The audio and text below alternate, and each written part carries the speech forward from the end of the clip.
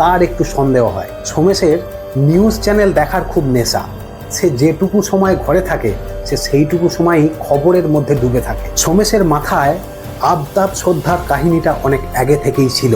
প্রথম দিন গন্ধটা পাওয়ার পরই সোমেশের মনে হয় ব্যাপারটা আবার এরকম নয় তো, কেউ কাউকে মেরে ফেলে দিয়েছে।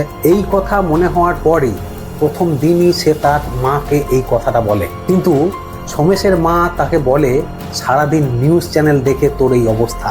আবার একটা দিন পার হয়ে যায়। তার পরের দিন সকালে সোমেশের মনে হয় গন্ধটা 704 থেকেই আসছে। ব্যাপারটা মনে হওয়ার পরই সোমেশ যত তাড়াতাড়ি সম্ভব 704-এর দরজার সামনে গিয়ে দাঁড়ায়। সে ওখানে দাঁড়াতেই বুঝতে পারে গন্ধটা আরো তীব্র।